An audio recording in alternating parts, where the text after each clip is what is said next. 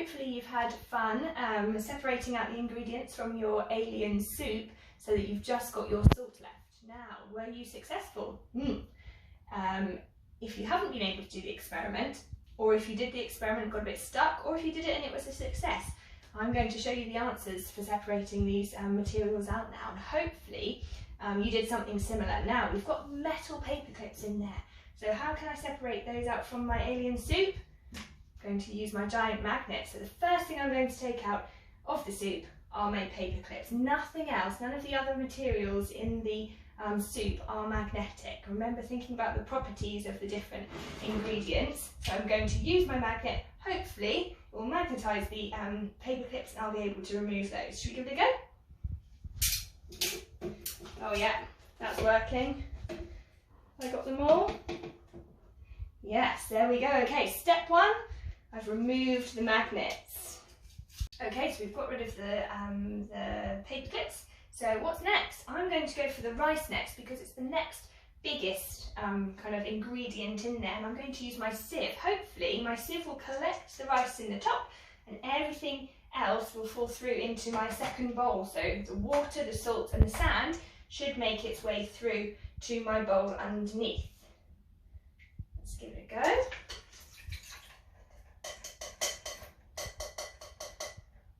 So the rice is collected, the sand has also collected. So I'm going to need to press that through. If I can get it through the sieve, because the sand particles are much, much smaller than the rice. And there we go, we've got a bit of the sand colour coming through in the sieve, as you can see, but most of the sand has gone through, and I've pretty much, if I add a bit more water, pretty much been able to separate out the rice. So hopefully you were able to do that too. Step two, separating the rice using the sieve. Okay, so we've successfully removed the paper clips, we've successfully moved the rice, which I've now got back in my dish here. Next, I'm going to try and separate out the sand. So I'm going to use my filter paper for this. Let's see if this works. You need to give it a good swish around because you don't want your sand just to get stuck in the bottom of your bowl. You need the water to carry it through the filter. Otherwise, you might need to add a bit more water. Let's have a little go, shall we? Give it a good swish around and then we'll pop it through the filter. Ooh.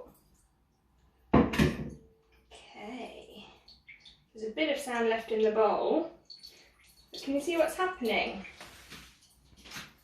So if the water has changed colour, it has picked up the colour of the sand, but it's slowly making its way through the filter paper and leaving the sand behind in here, letting the water and the salt drip through into the bowl. Hopefully, you might need to add a bit more water. Hopefully once we've done that, we'll have the sand left in the filter and just the water and the salt left in the bowl. Okay, so hopefully you will have been successful in filtering out the sand. I filtered mine through the paper twice because quite a lot of sand still made its way through. So as you can see, after the second time, I've now got my sand in here, so that's separated out. And I'm left with what? I'm left with the water and the salt. So what am I going to do next to finally separate out the salt from the water? Well, there's a handy thing called evaporation. You should have revised this earlier on in the week. We want to evaporate the water out of the mixture here, and that should leave behind the salt particles. So you can do this a number of ways. You could either heat the water and evaporate it off. What I'm going to do is, I think there's going to be a very sunny day tomorrow, so I'm planning on leaving my plate of salty water out in the garden, and hopefully once I check on it afterwards, the sunshine, the heat from the sun will have evaporated the water, and what will be left is the salt on the plate. We'll find out. So I'm going to pour my salty water onto the plate, just like that, taking on a bit of the colour of the sand. I'm going to take this to the sunny garden and hopefully the water will evaporate off and I'll be left with the salt particles. Did you do the same thing? Is that how you were able to separate your ingredients out? Let us know and I'll see you soon.